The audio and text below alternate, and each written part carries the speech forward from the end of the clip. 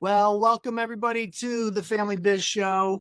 My name is Michael Columbus with Family Wealth and Legacy in Rochester, New York. Today, we are really excited to have some wonderful guests, Mr. John Brown and Mr. Josh Patrick. Welcome, gentlemen. How are you today? Great. How about yourself? Wonderful. Wonderful. We, Michael, thanks. of course, very excited. We love this concept of talking about advanced exit planning for the family business. There's a ton that we're going to cover today, so hold on to your hats. We've got Josh and John here to guide us through this conversation. In order to get us started, John, why don't you dive in and tell us about your journey? How did you end up in the business exit planning industry to begin with? And if I would venture to guess that business exit planning wasn't even a thing 30 years ago. It probably was not. At least I'd never heard of it. So I began my professional life as an attorney. Started my own law firm in Denver, Colorado. Co-founded it with my partner, with whom I had lunch with earlier this week, by the way. And that was in 1977. So I started life out as really an estate planning attorney, back when estate planning was very different from what it was. But I liked working with business owners. I come from a family of business owners, just like our esteemed Josh Patrick. So I always understood the challenges business owners had, the challenges my father had when he sold his business incredibly unsuccessfully, which again is no surprise. So I always had this interest. And the quick story is, one day I was representing two brothers who owned a very successful construction company. This was back in the mid 1980s. And I'd done their estate plans for them. And they said, "Hey, John, we want to meet with you to go over some business issues. Can you meet with us?" And I thought, sure, I can do that. I was doing a little bit of buy-sell work and things like that. So I sat down with them. I said, "How can I help you guys?" And they said, "You know what? We want to sell our business. We are totally burned out." And so I thought for a second, gosh, this is new. So I thought, well, tell me, when do you guys want to leave? And they said, Friday. And they were dead serious. So that led me on a course of just thinking about this issue. There's probably a lot of owners who are in that same scenario. They're smart business owners, but they have no idea of how to successfully exit their business. So that's really what started me on this whole business exit planning, I guess, path that I'm still now living every day. Great. Well, welcome. I appreciate you joining us. Josh, why don't you tell us your journey and how did you end up getting to where you are today? Well, I was 23 years old. I graduated from college. That's great. That's Okay, I'm just going to tell you how I got into family business. It was an easier way to go from where I was today. I'm teasing. For those of you who don't know, Josh and I have known each other for years, and I have a lot of respect for him. I had to give a little ribbon there, so.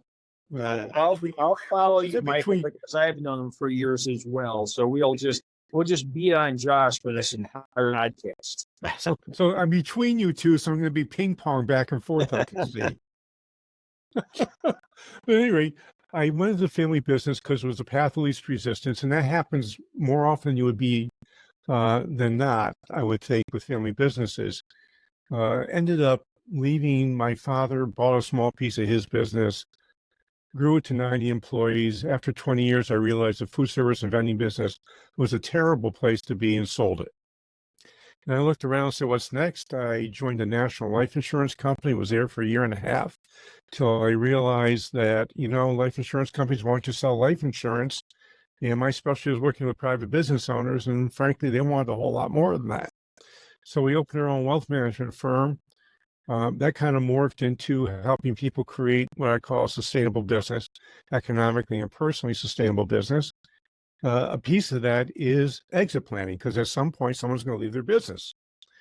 And it was 1997, 98, something like that. John had just written his book. I ran across it in a Barnes and Noble. I was with an organization called Partners Financial and talked to a guy named Harry McCabe and said, Harry, you got to get this guy in to speak. And John came in and spoke, and I don't know, 5 or 6 of us went to, I think, his 3rd or 4th boot camp he did for exit planning. Yeah, probably. And, you know, since then, John and I have stayed in touch.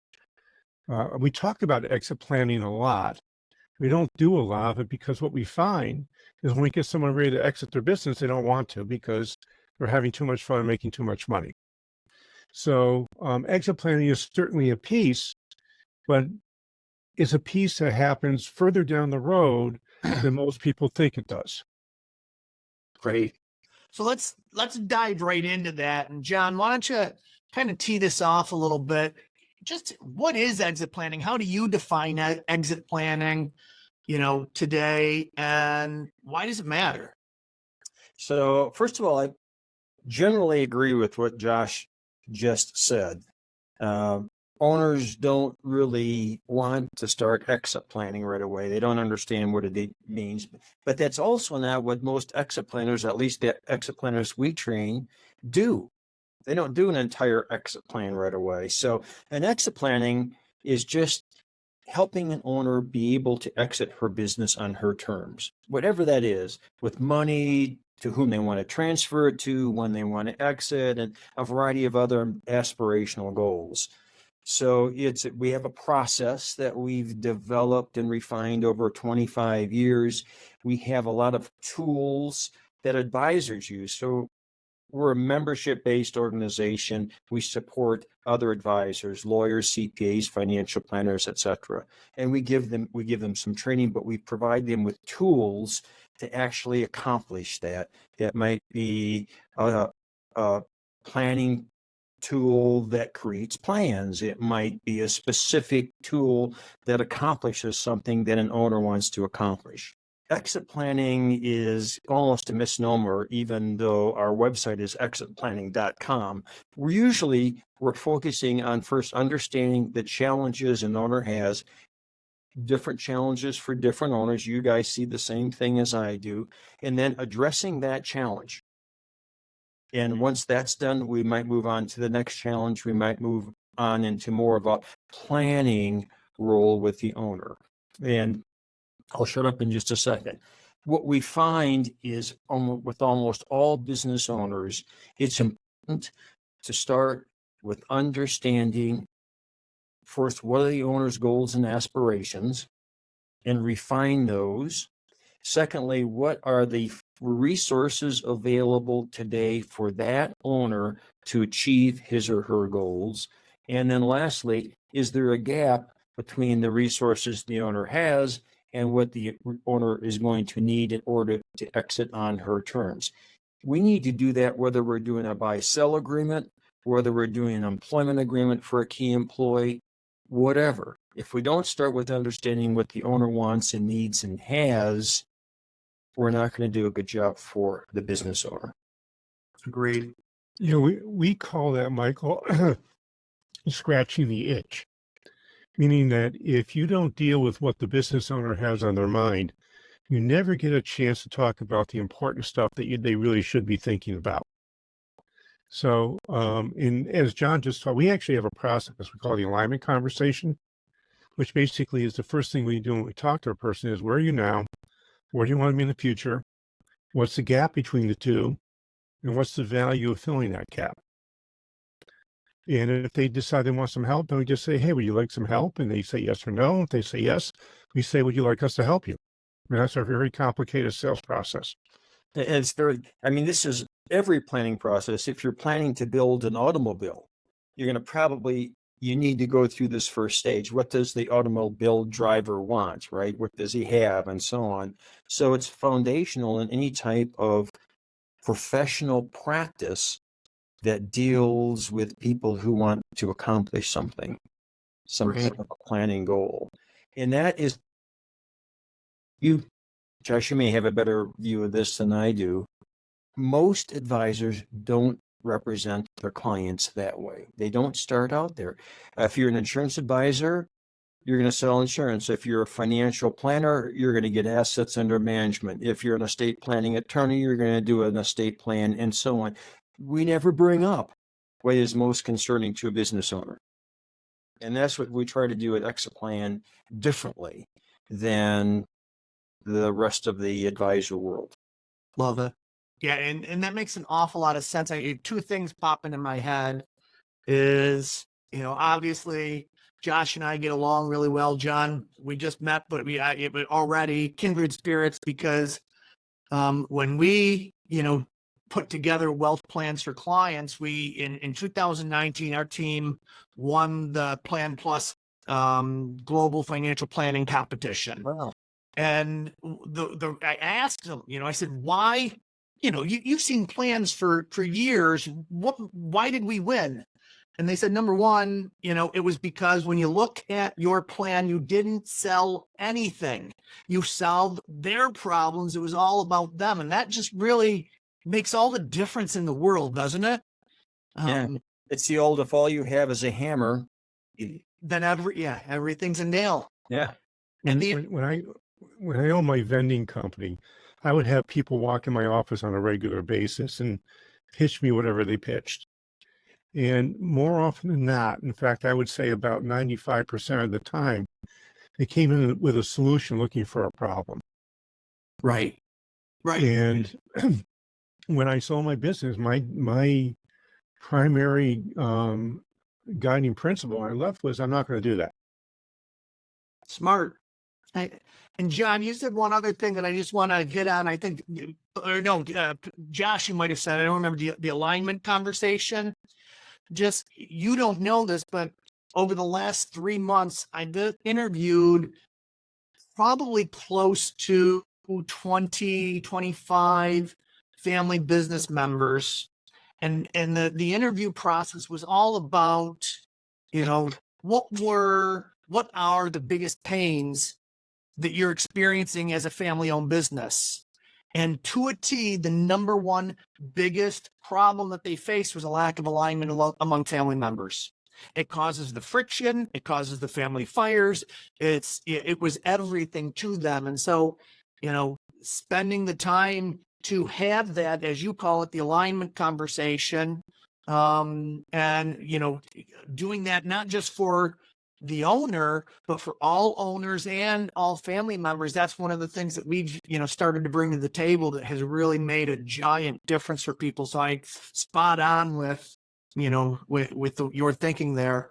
I want to go into, you talked about identifying some of the challenges for owners, John. Josh, would you mind, as you're going through that alignment conversation, what are some of the challenges that business owners, especially family-owned businesses, start to identify before you, take them through any type of process? What's identified in this alignment conversation? Well, they generally don't have an idea of what they want to accomplish. That's the first thing. I mean, people own businesses tend to go to work. They deal with whatever's in front of them. They spend 95 to 97% of their time on that stuff. So they really never get enough time to really think strategically around their business. And frankly, exit planning, the stuff John teaches and most of the stuff we do is strategically inclined. So the first thing we need to do is find how to get them from 3 to 5% to 5 to 10% of their time so they can actually think and act strategically. So we work with them on a little bit of time management. We work with them on getting rid of the $10 per hour jobs that they continue to do. So we start, we might start off saying, here's what I want you to do. For the next 2 weeks, and you're going to hate this, for the next 2 weeks, I want you to write down every 15 minutes what you're doing.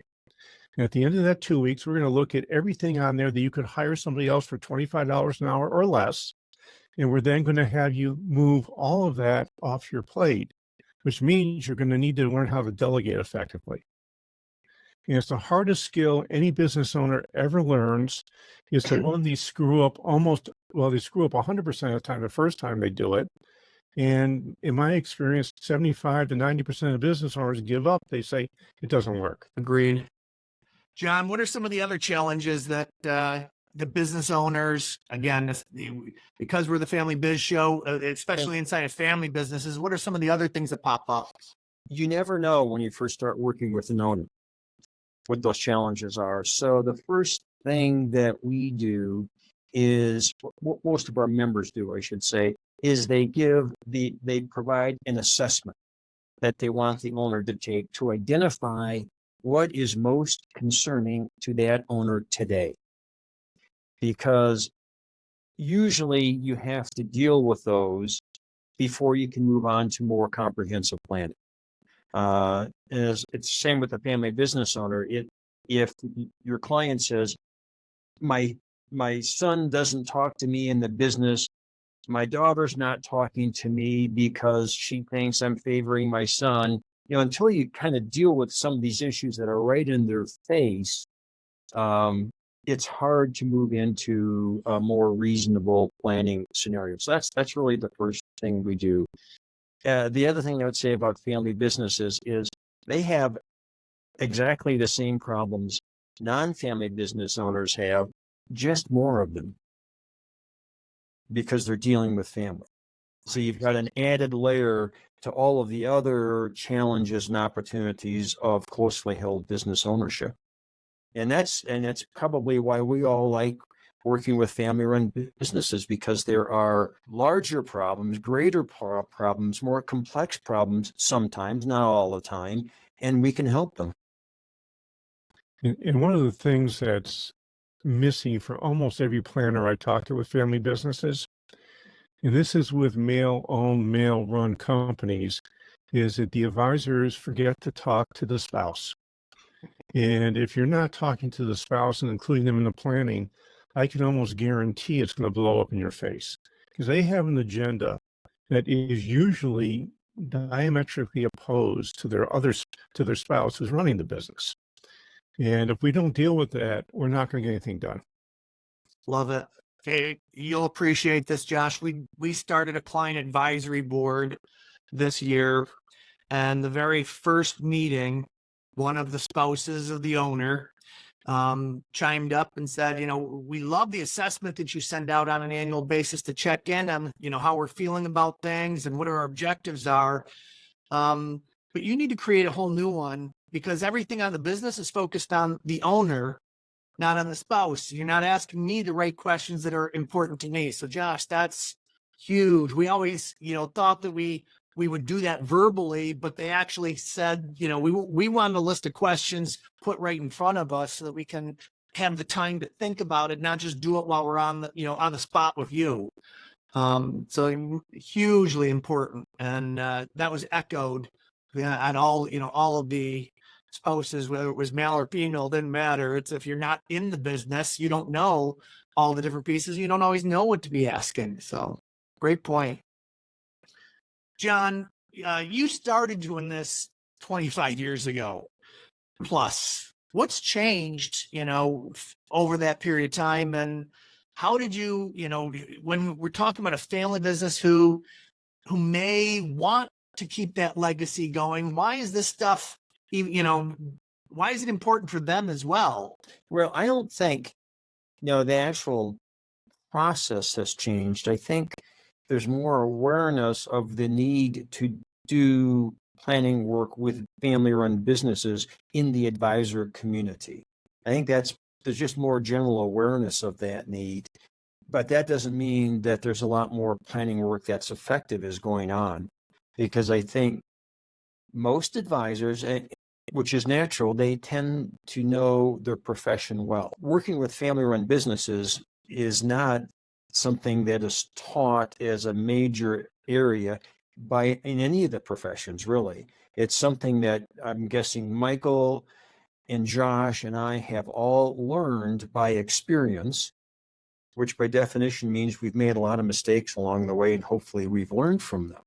So I don't think that has changed. I think at least what we've created is a lot more tools for advisors to use to understand how to represent owners, to understand how to communicate with all of the parties in interest.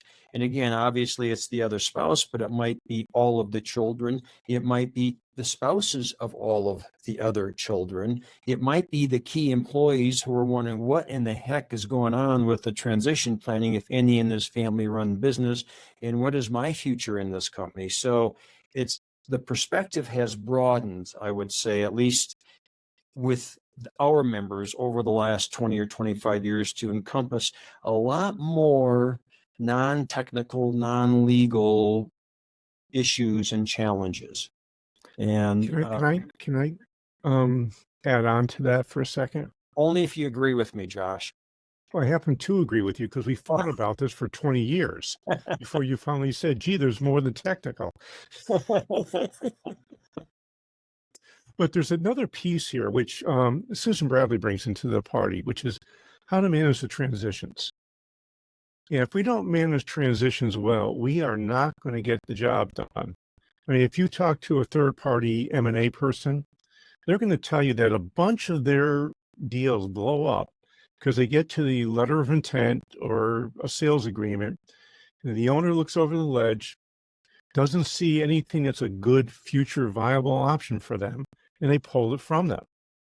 Now, the thing about transitions is there's major transitions we all know about. We're going to retire, we sell a business, we get divorced, we lose a spouse. Those are major transitions that happen in your life. But in the business owner's life, they're constantly going through these minor transitions, which still have the 4 stages. If I want to get you to go from being a control freak where you do everything yourself to becoming operationally irrelevant, where you have nothing to do with the day-to-day operations of your business, you're going to have to go through several major transitions to get there. And we as advisors are in a great position to help people manage those transitions. So learning what they are, how they affect people, and understanding that when someone's going through a major transition, they're under pressure, their IQ drops, and their cognitive ability goes to nothing. We have to sort of walk them in a very slow pace and not big paces. Yeah, Josh, I think we just talked about this not too long ago, maybe last week or so. We poll business owners every other year typically, although we are going to be skipping a year because of the pandemic. But our last poll, we asked the question about when you wanted to exit the business owner. It was a poll to business owners. And what does that mean? Well, the upshot was 80% of all owners would like to exit their business within 10 years. And that's been historically almost the same for the last 25 years. But what is different, or maybe we ask the question differently, is 25% of owners want to leave their business, but they don't want to sell it. They want to keep it. And that is something that has simply been unrecognized by the professional community, by and large. And what makes me think of it, Michael, is that that's very typical in family-run businesses. There's not necessarily mom and dad selling their entire interest and letting the kids run it. It's often a gradual ownership transition over time, with usually the business active parent holding on to something, maybe until they die. And I don't know if that's something you've seen, Michael and Josh, but that's common. It's relatively common. Yeah. I would tend to agree. It's funny. Josh came to you, John, through your organization. I ended up, because of Lincoln, in another exit, organization. And we had used something called the Business Exit Readiness Index. And after 1,000 or 1,200 business owners have taken that it always comes back about 84, 85% say they want to stay in the business, even if they're financially ready to go out. They're just mentally, they're not there yet. Mm-hmm. And so you're right. You're spot on that, it's surprising, that 10 years I want to be out, 5, they keep talking about the tsunami of, transitions happening, but that's not really the case, is it? Exactly. It's the tsunami is going to finally occur because these owners are dying. Which was, yeah. which goes back to what you said in the beginning, as we were talking about this is, exit planning. We all will exit our business someday. The question is, do you do it on your terms and with your business at the top of its game, or do you do it based on, happenstance or just because we died at our desk? That's great. Josh, talk about, we think of exit planning and exit plan kind of has a negative connotation to it because I'm leaving, the business and that's probably one of the reasons why some owners kind of pushed back against exit planning. But there's a lot more to exit planning. And you started to talk about it. Matter of fact, you started a whole other, website and company called the sustainable business. And that's really what a part of exit planning really is, isn't it? Well, the sustainable, if you create a sustainable business, you're actually by mistake doing an exit plan. Because when you create a sustainable business, a personally and economically sustainable business, you've covered the 4 areas of business sustainability, filled what we call the 4 buckets of profit. That now makes your business sale ready because you've done all the things that are necessary that make your business attractive to a buyer. Now you're doing that for you. You're not doing it for a buyer. The side effect is it's now for a buyer. Excuse me. So first you get a sustainable business.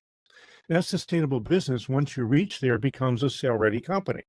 Well, let me talk about that for a second because I learned this almost 20 years ago. I had a client, walked into his office. I asked him when he wanted to leave his business. That's what he called me about. He said yesterday, which was like a normal thing to hear. And I said, well, we really need to do some things to fix your business before we sell it. So we did those things. It took us 3 years to get the business ready for a sale, which was we made the business economically and personally sustainable for him. I went back to him. I said, Brian, okay, we're ready to get an M&A person. Can we start that process? And he looks at me like I'm crazy. He says, why would I ever want to sell my business? I'm making too much money. I'm having too much fun. I hardly have to come in here at all. So what I learned at that point is business owners don't want to leave their business. They want to change their relationship to the business. Yeah. That move from owner dependent to self-operating, right? Yeah, they want to they want to go from buying a job to creating a business. Yeah. So some of the tools, John, through the years that you've created and Josh, that you have created, I would imagine that those are the same kinds of things that we've been working on to help business owners, to do just that. And that exercise that you talked about in the beginning, Josh, is just brilliant. Every 15 minutes, write down what you're doing and find out what you can delegate to somebody else at, much less the cost per hour than what what the owner is worth, right? There's probably several other tools that you guys teach business owners to start thinking like that, correct? What would you say are some of the other quick and easy aha moments for business owners start to say, ooh, I should have thought about that myself? Yeah, it's and Josh might be better at answering that than I am because our organization doesn't deal with business owners. We deal with the advisors who deal with business owners. Sure. But to Josh's point about making the owner or the business independent of the owner, we call that creating transferable value because owners are going to be transferring ownership, maybe not until they pass away. And at that point, we want the business to continue with minimal interruption to its cash flow when the owner's no longer there. That's our definition of transferable value. So what we do is we have in our software recommendations that our advisors would provide to the owners on things they can do. So for example, and I'd love to get Josh's opinion on this, but the most important characteristic is to have a management team that can operate the business successfully without the owner's involvement. And that can take a lot of work. It means we have to train them, we have to motivate them, we have to keep them. So we'll have recommendations like a non-qualified deferred compensation plan, a stock appreciation rights plan, a phantom stock plan, a stock purchase plan, a stock bonus plan. So there's 8 or 10 different tools an advisor can recommend to the owner, and the owner will select with the advisor's input what is most appropriate for that owner. So we're just trying to create that transferable value through these implementation and of these recommendations. And we do that because very few advisors know all of the possible recommendations one can make in the creation of an exit plan. And that's what we provide or try to provide. Great. Josh, I think you ended that. Well, for me, it's all around systematization. One of the four drivers of sustainability is if a business is not systematized, it's not transferable, because buyers or new owners, which includes your children, by the way, don't want you. They want your systems, they want your managers, they want everything else that's in the business. And I put management training or management ability as a systems process. And I think that businesses, especially private businesses with less than 50 employees, maybe less than 100 employees, they're terrible at systematizing the business. The owner has all the systems in their head, and they've got a bunch of helpers running around, but they've not really ever delegated or developed management that can run on its own. Yeah. Which is one of the reasons that these businesses generally don't transfer. John was telling me that the vast majority of the transfers that the people in his organization are doing are internal transfers. And one of the reasons they're internal transfers are more philosophically and psychologically satisfying than a third-party sale. But the other side is a lot of these owners have not created a business that's saleable to a third party. It's only transferable to their kids or their managers because they've created no real value. Josh, finally, I can disagree with you. Okay. We're waiting this entire podcast to be able to do this. So I was reading along with Josh. In fact, we work with a lot of private equity firms, and we ask them, what do you look for in acquiring a business?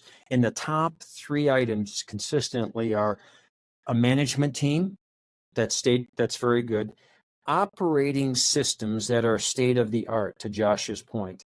And that's hard to find. And the third one that we haven't really talked about that we probably don't need to is a diversity of the customer base, a broad customer base, so that we're not reliant on a small number of customers who might be looking to the owner for everything, especially.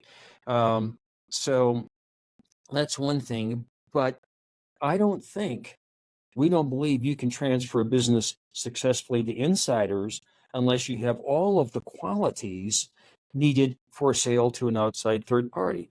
I mean, are you going to transfer the business to people who can't run it? No, you've got to have a management team and so on. So I think that's really all the same. It's just that we have more time, perhaps, to incrementally transfer duties, responsibilities, and so on to the people who are going to remain once the owner leaves. But other than that, the factors are the same. We need financial independence one way or the other. But that then, they'll finally shut up. That's why a lot of owners do want to hold on to some ownership interest. Once they've created this, they want to stay part of it. Even if they're going to be largely inactive, they want to see 25% of the cash flow. Right. So one of the reasons, and this is where, I don't know if John, I know you've probably thought about this, but the reason that most businesses aren't sold to a third party and have to be an internal transfer, which is especially true in the construction business, where you spend a lot of time, Michael, is that most businesses have not created a recurring revenue stream or a sales process that looks like it's a recurring revenue stream. Now, when I talk to private equity guys, those 3 things are certainly on their list, but the other one is a recurring revenue stream that creates a stream of cash flows they can depend on. And most business owners are really, really bad at that. They wake up on January 1st and they don't have anything out more than 90 days in business.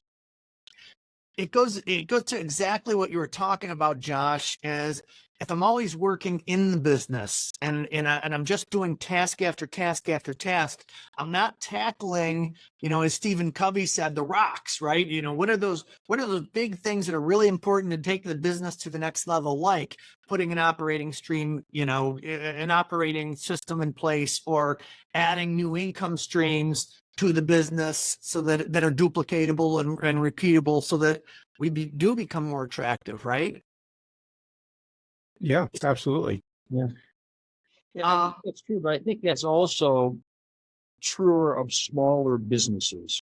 That's why they're small. One is they lack all of that. Larger businesses, let's say have a value of $10 million or more, they tend to have a lot of that in place. It doesn't mean they're ready to exit, but they tend to have learned how to do that. If they don't, they're not going to get to 10 million. Right. Or if they get to 10 million, they're going to blow apart because they don't have the systems and processes to make it there. And I think it's a whole different set of issues with businesses that can be sold, but the owner chooses not to.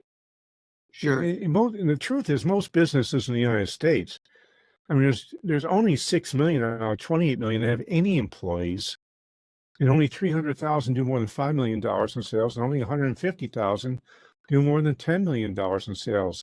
So the vast majority of the business in this country are really, basically, the owners bought a job, and if they want to do better than that, they have to change what they're doing. And we know how hard change is. Right. No, that's exactly it. It's, what I've seen especially within, family businesses, is somebody got good at taking care of a widget, whether it's producing something or servicing someone or doing something. They got really good at that piece. And, to your point, John, they surround themselves with people that can help support them do more widgets or provide that service better. They don't always get them to that point where they can do it themselves. To your point on the systems and processes, Josh, I know I have many, that I can think of and I can point to where they've surpassed that $10 million range. And I'm really still surprised at how often they lack the systems and processes. They have just enough to get that piece done, but not to make that next step to where it's a sustainable business, or they're not dependent on the owner at that point. So it's funny that, as we're talking about this, I'm picking at, some of my top 3 or 4 clients where they haven't gone through that step, and I keep poking at them and prodding at them to say that you really need to be looking at, do you have, as Jim Collins says, what do you need? Have you identified the right seats? Do you have the right people in those seats? And do you have the right people in the right seats doing the right things, right? Well, that speaks to something that I don't think John works on with BEI. But it's something we have is absolutely core to us, which is becoming values-led. Say that again, Josh. You're having a values-led business. Yes. If you don't have a values-led business, your people don't know what they're supposed to be doing. They're going to make up their own values. They're going to make up their own culture, what your business is about.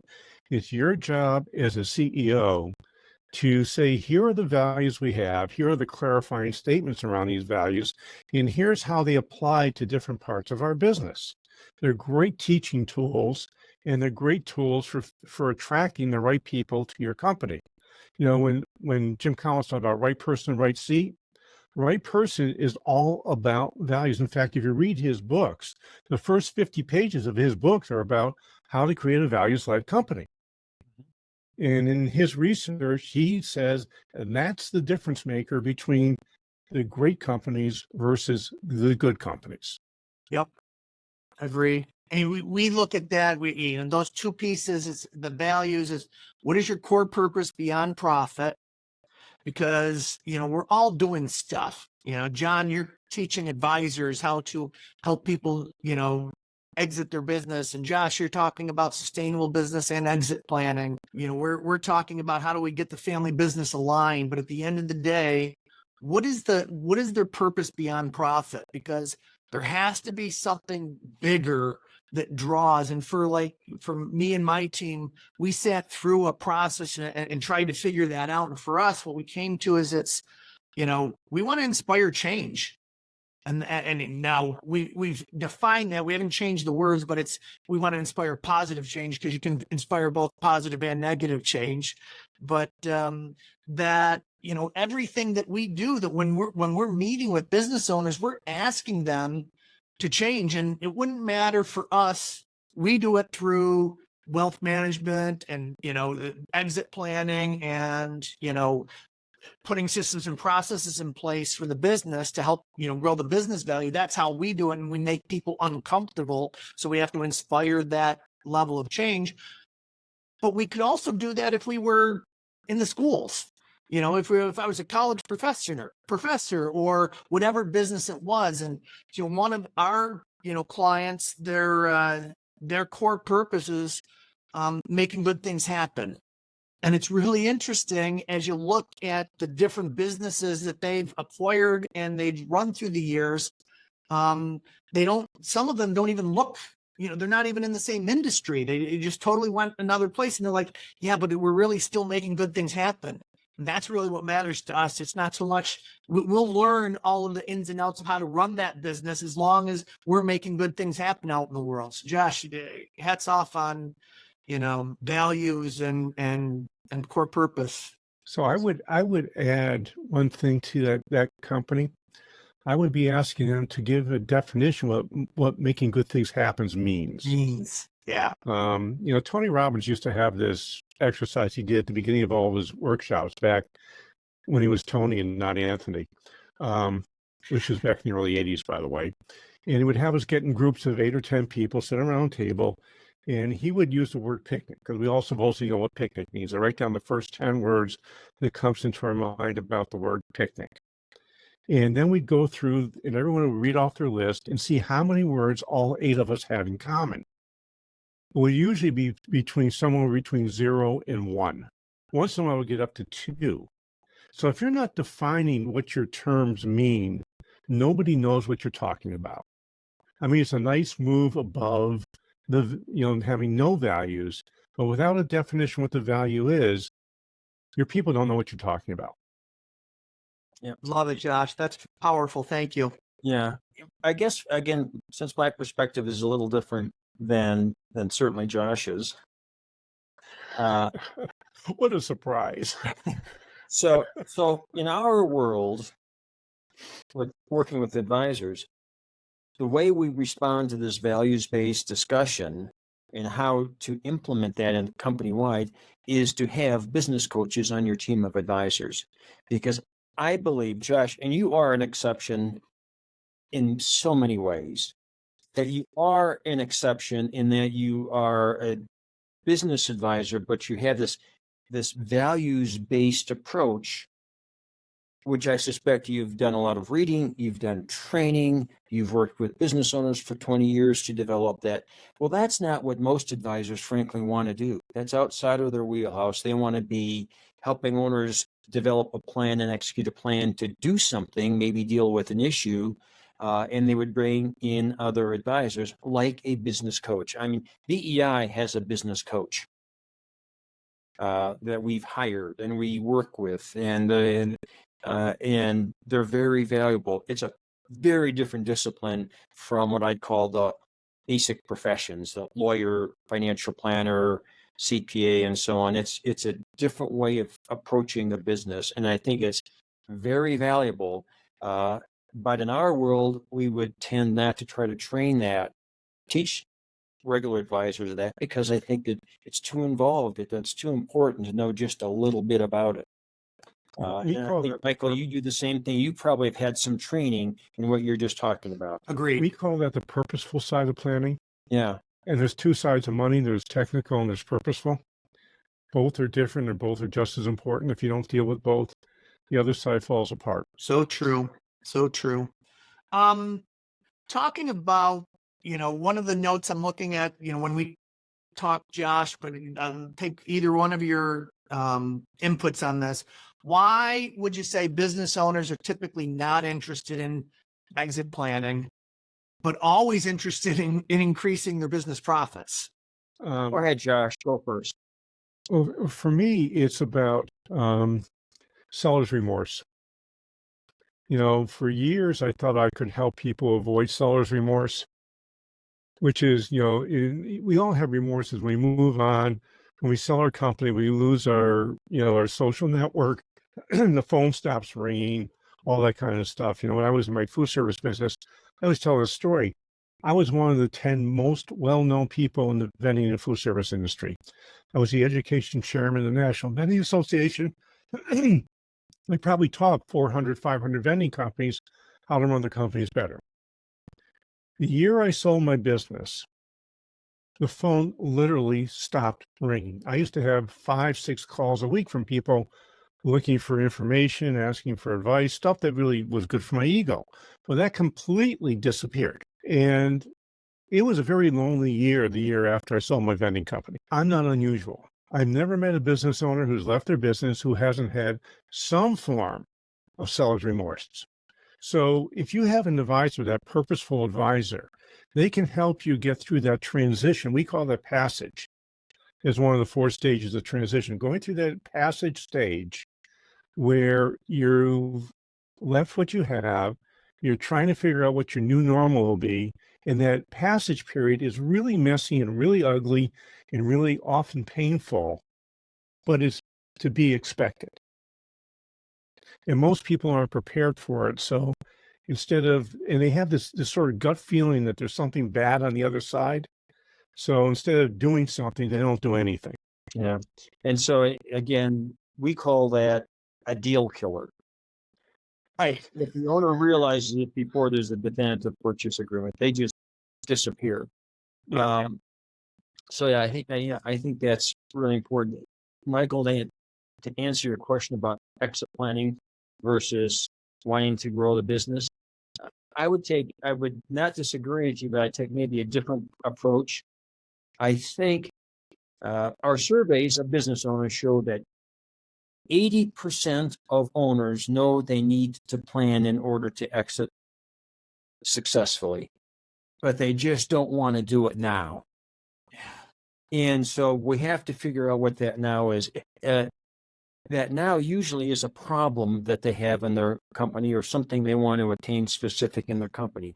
And that again gets back to why we do assessments at the very beginning of an engagement, because unless we address that, we're never going to get to exit planning. And usually our members don't do a complete exit plan, at least not at first. They go through goals and resources, and then they put that owner's concerns in that perspective.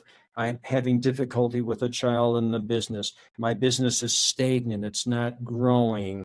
My key employee just left and took half of the company with him. So we deal with those issues. And once we resolve those in the context of the owner's goals and resources, then we might move to the next step, the next challenge, or we might do an exit plan. But in our world, doing a complete exit plan is not important so much as dealing with what the owner's concerns are. Gotcha. It's that whole making sure that, the person has something to retire to, not retire from conversation, right? Yeah.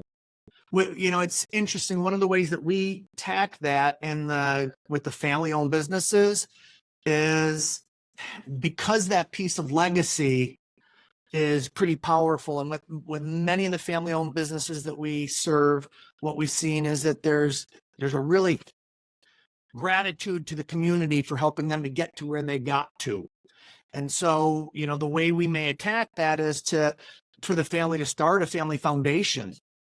And now, what we take, grandpa's the one who's, moving on at this point, selling a business, and the next generation, whatever generation it is running the business.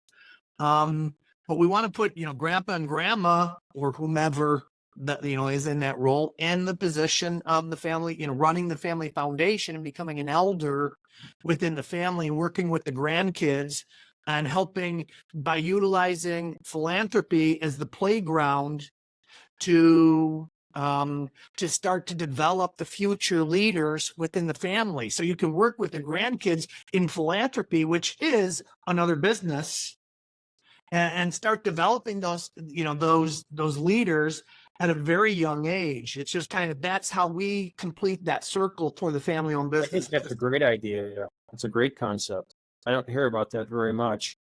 So, and that obviously takes a pretty successful business to do that with. That's Correct. generational, but nevertheless, I think it is a great topic to talk to the elder generation about, and it might remove some of their hesitation in transferring the balance of their ownership because they've got another project that's important. And that's maybe another thing that I may have learned something from Josh over the years, and that is keep you busy. But exit planning used to be, when do you want to leave? How much money do you want? Who do you want to transfer the business to? Which is, still critical. It's still key, but it's not what necessarily drives owners to exit or to start planning. It's these softer goals you were just talking about. What's my legacy? What's the culture? How do I benefit my community? How do I help all of the employees in my company? If we can address those concerns, the balance of the exit planning process is smoother, and it might get them jump started. And that is just a set of softer values that I don't remember learning about in law school. Right. That didn't happen. Nor do they teach in the CFP program or CPA programs or any of that stuff. Now, I remember I wrote a blog post in the New York Times, actually with our friend out in the Midwest who is a big M&A guy. Yeah. And it was Kevin Short on one of his deals. And it was a very, very large distribution company, electrical distribution company in Utah. And there were $3 billion companies going after this firm. And they ended up selling to a wholly owned ESOP. And the reason they sold to the wholly owned ESOP versus the other people was they got a good price for it.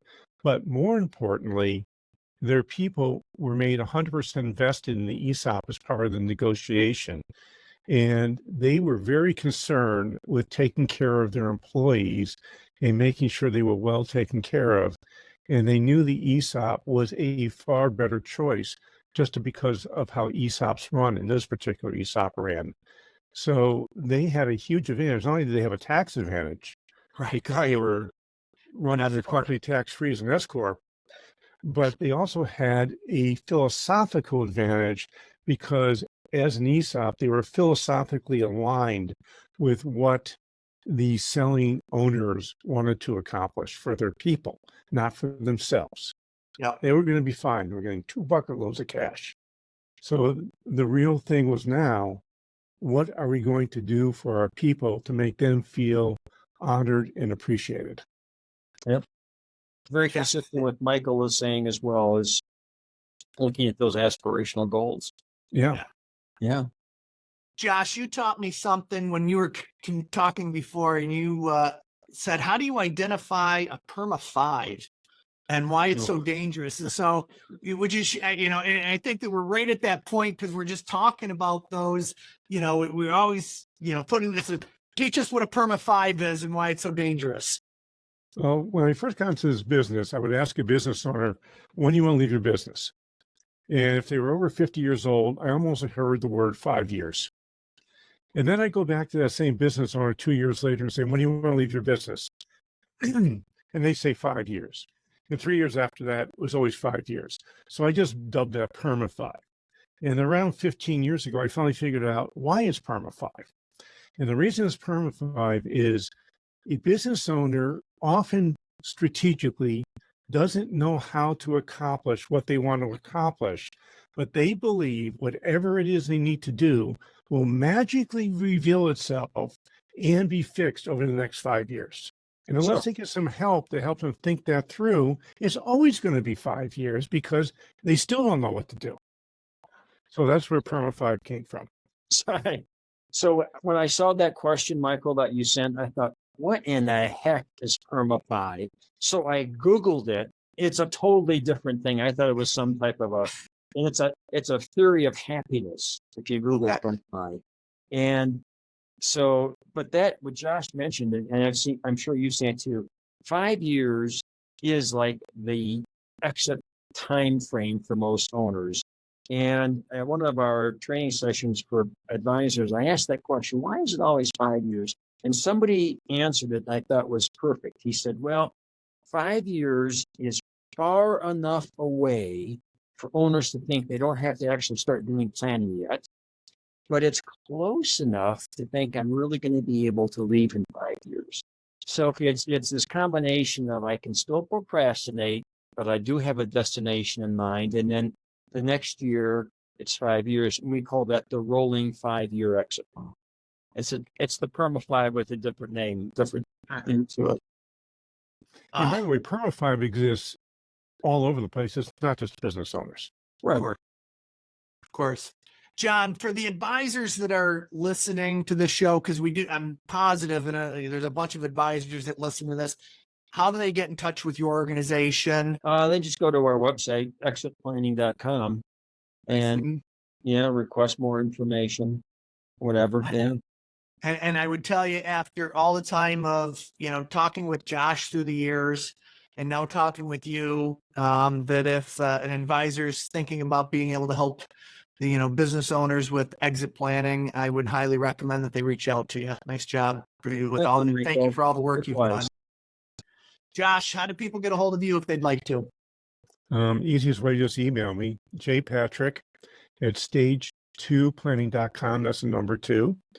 Or you can just go to either of our websites, www.stage2planning.com or www.sustainablebusiness.co. And that's .co, not .com.